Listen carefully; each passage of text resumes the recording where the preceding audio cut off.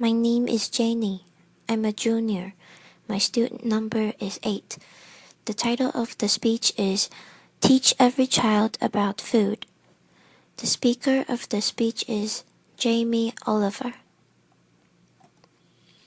Sadly, in the next 18 minutes when I do our chat, 4 Americans that are alive will be dead through the food that they eat. My name's Jamie Oliver. I'm 34 years old. I'm from Essex in England.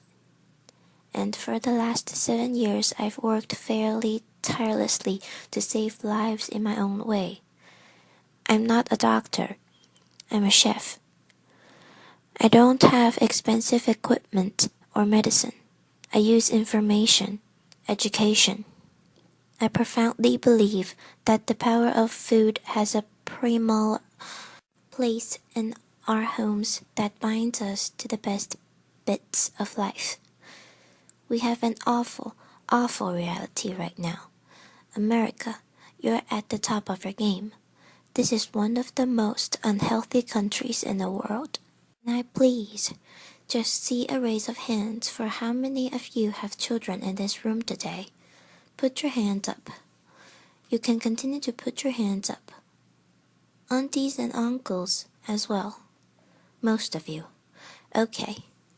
We, the adults of the last 4 generations, have blessed our children with the destiny of a shorter lifespan than their own parents. Your child will live a life 10 years younger than you because of the landscape of food that we've built around them. 2/3 of this room today in America are statistically overweight or obese. You lot, you're alright, but we'll get you eventually. Don't worry. Laughter. The statistics of bad health are clear, very clear. We spend our lives being paranoid about death, murder, homicide, you name it. It's on the front page of every paper, CNN. Look at homicide at the bottom, for God's sake, right? Laughter. Applause. Every single one of those in the red is a diet-related disease. Any doctor, any specialist will tell you that. Fact. Diet-related disease is the biggest killer in the United States, right now, here today. This is a global problem. It's a catastrophe. It's sweeping the world. England is right behind you as usual. Laughter. I know they were close, but not that close. We need a revolution. Mexico, Australia, Germany, India, China all have massive problems of obesity and bad health. Think about smoking. It costs way less than obesity now. Obesity costs you Americans 10% of your health care bills. $150 billion a year. In 10 years, it's set to double. $300 billion a year. Let's be honest, guys. You haven't got that cash. Laughter. I came here to start a food revolution so that I can so profoundly believe in. We need it. The time is now. We're in a tipping point moment. I've been doing this for 7 years. I've been trying in America for 7 years. Now is the time when it's ripe. Ripe for the picking. I went to the eye of the storm. I went to West Virginia, the most unhealthy state in America, where it was last year. We've got a new one this year, but we'll work on that next season. Laughter. Huntington, West Virginia. Beautiful town. I wanted to put heart and soul and people, your public, around the statistics that we've become so used to. I want to introduce you to some of the people that I care about, your public, your children. I want to show a picture of my friend Brittany. She's 16 years old. She's got 6 years to live because of the food that she's eaten. She's the third generation of Americans that hasn't grown up within a food environment where they've been taught to cook at home or in school, or her mom, or her mom's mom. She has 6 years to live. She's eating her liver to death. Stacy, the Edwards family. This is a normal family, guys. Stacy does her best, but she's third generation as well. She was never taught to cook at home or at school. The family's obese. Justin here, 12 years old. He's 350 pounds. He gets bullied for God's sake. The daughter there, Katie, she's 4 years old. She's obese before she even gets to primary school. Marissa, she's all right. She's one of your lot. But you know what? Her father, who was obese, died in her arms. And then the second most important man in her life, her uncle, died of obesity. And now her stepdad is obese. You see, the thing is, obesity and diet-related disease doesn't just hurt the people that have it. It's all of their friends, families, brothers, sisters.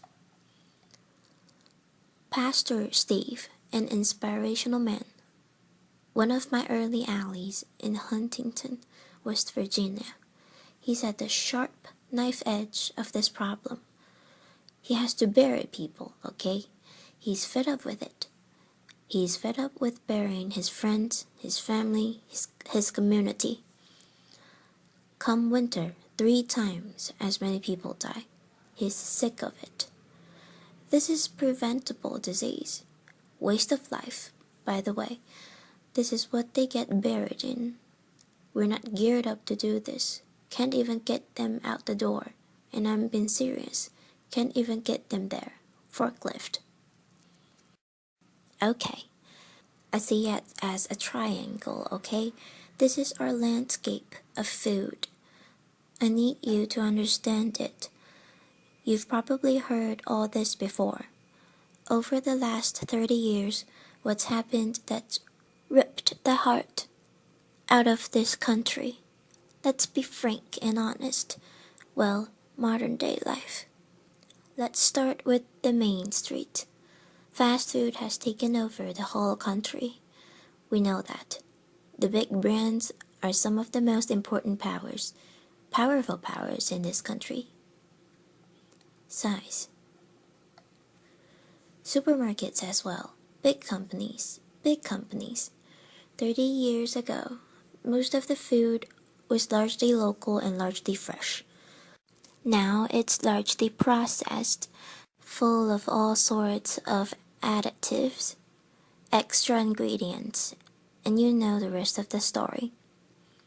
Portion size is obviously a massive problem.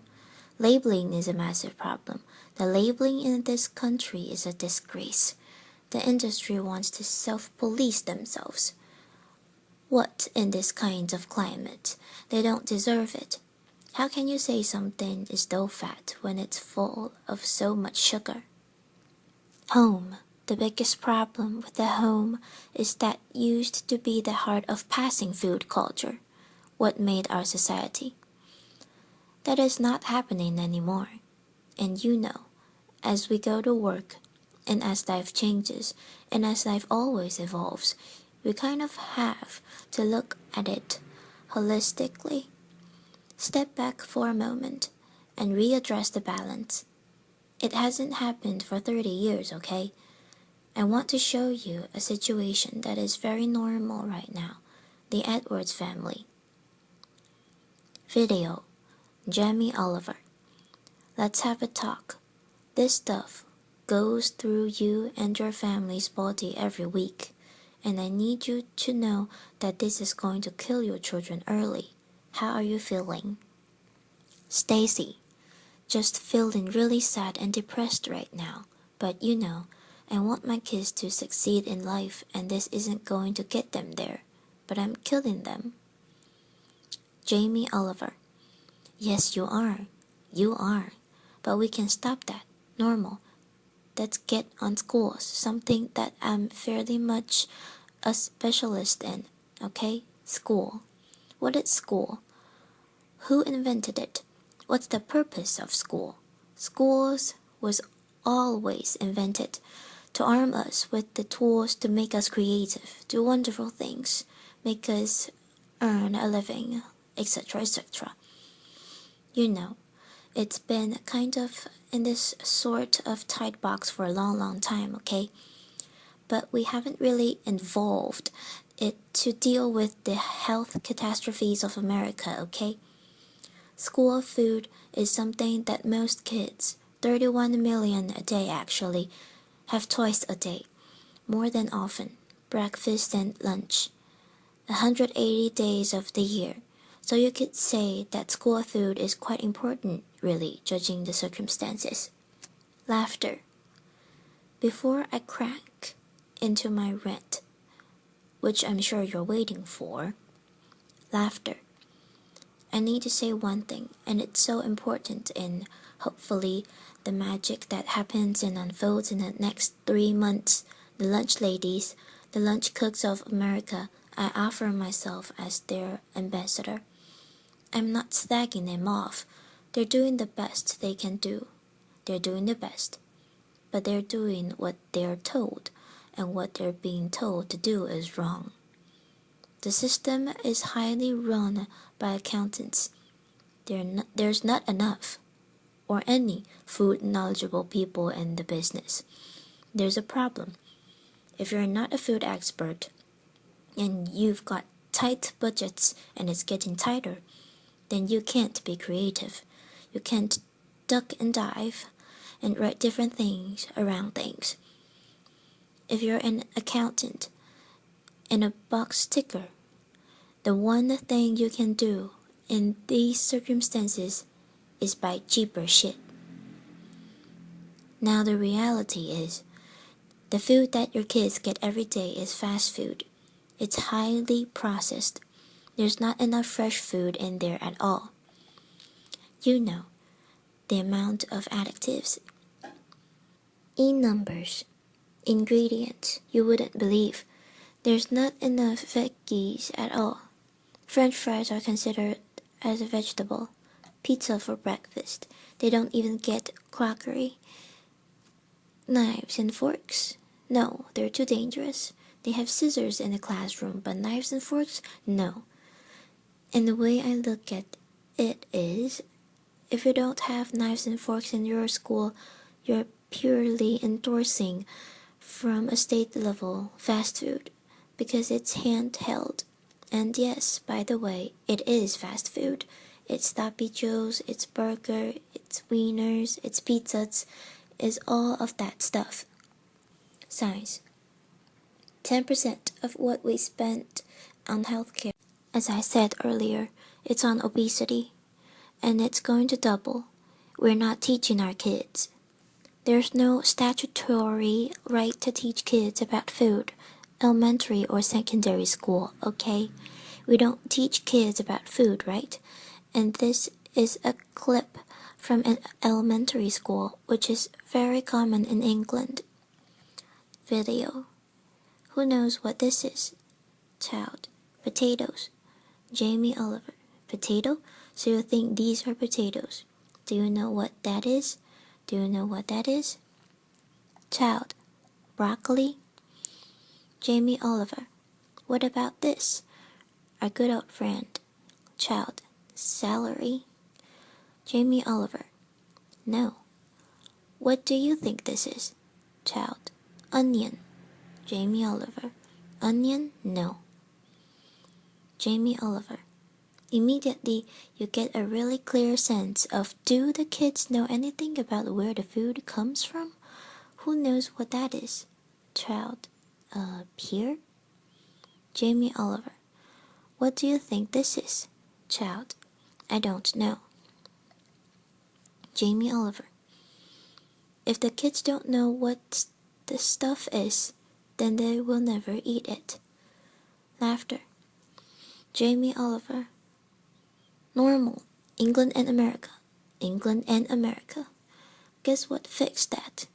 2 1-hour sessions. We've got to start teaching our kids about food in schools, period. Applause.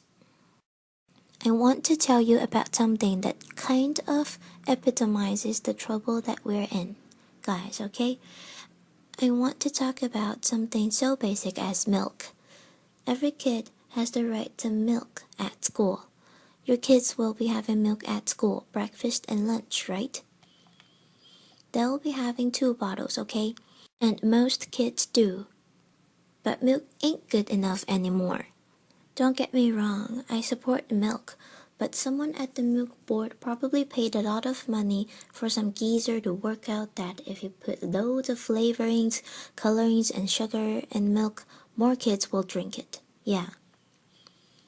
Obviously, now that's going to catch on, the apple board is going to work out that if they make tofu apples, they'll eat more as well. Do you know what I mean? For me, there isn't any need to flavor the milk, okay? There's sugar in everything. I know the ins and outs of those ingredients. It's in everything.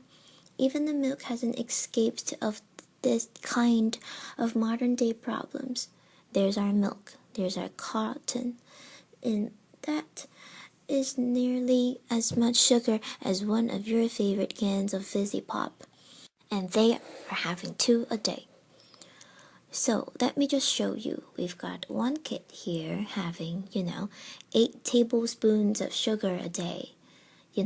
There's your week, there's your month, and I've taken the liberty of putting in just the 5 years of elementary school sugar just from milk.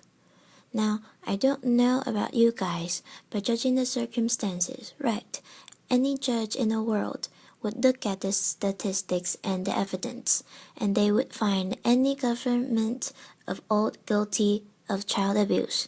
That's my belief. Applause. Applause ends. Now, if I came up here, and I wish I could come up here today and hand a cure of AIDS or cancer, you'd be fighting and scrambling to get to me. All this bad news is preventable. That's the good news. It's very, very preventable. So let's just think about it. We got a problem here. We need to reboot. Okay, so in my world, what do we need to do? Here is the thing, right? It cannot just come from one source. To reboot and make real tangible change, real change, so that I could look you in the white of the eyes and say, in 10 years to come, the history of your children's lives, happiness, and let's not forget, you're clever if you eat well. You know you're going to live longer, all of that stuff. It will look different, okay? So, supermarkets. Where else do you shop so religiously? Week in, week out. How much money do you spend in your life in a supermarket? Love them. They just sell us what we want. Alright, they owe us to put a food ambassador in every major supermarket. They need to help us shop.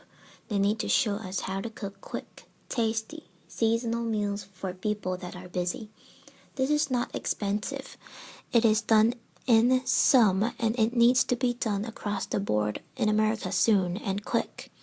The big brands, the food brands need to put food education at the heart of their businesses. I know, easier said than done. It's the future. It's the only way. Fast food. With the fast food industry, it's very competitive. I've had loads of secret papers and dealings with fast food restaurants. I know how they do it. I mean, basically, they've weaned us onto these hits of sugar, salt, and fat, and X, Y, and Z, and everyone loves them, right? So these guys are going to be part of the solution. But we need to get the government to work with all of the fast food purveyors and the restaurant industry. And over a 5, 6, 7 years period, wean us off the extreme amount of fat, sugar, and all the other non-food ingredients. Now also, back to the sort of big brands. Labeling, I said earlier, in an absolute farce and has got to be sorted. Okay, school. Obviously, in schools, we owe it to them to make sure those 180 days of the year, from that little precious age of 4 until 18, 20, 24, whatever, they need to be cooked proper, fresh food from local growers on site, okay?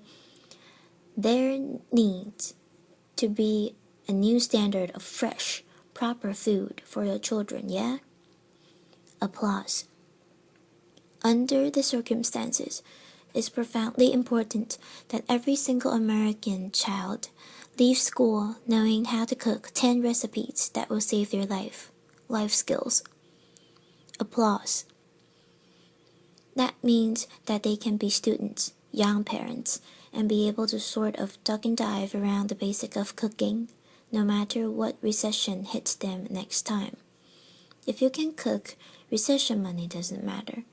If you can cook, time doesn't matter. The workplace, we haven't really talked about it. You know, it's now time for corporate responsibility to really look at what they feed or make available to their staff. The staff of the moms and dads of America's children. Marissa, her father died in her hands. I think she'd be quite happy if corporate America could start feeding their staff properly. Definitely, they shouldn't be left out. Let's go back to the home. Now look, if we do all this stuff, and we can, it's so achievable. You can care and be a commercial, absolutely. But the home needs to start passing on cooking again, for sure. For sure, pass it on as a philosophy. And for me, it's quite romantic. But it's about one person teaches 3 people how to cook something, and they teach 3 of their mates. That only has to repeat itself 25 times. And that's the whole population of America. Romantic, yes, but most importantly, it's about trying to get people to realize that every one of your individual efforts makes a difference. We've got to put back what's been lost. Huntington's Kitchen, Huntington, where I made this program. We've got this prime time program that hopefully will inspire people to really get on this change. I truly believe that change will happen. Huntington's Kitchen. I work with a community.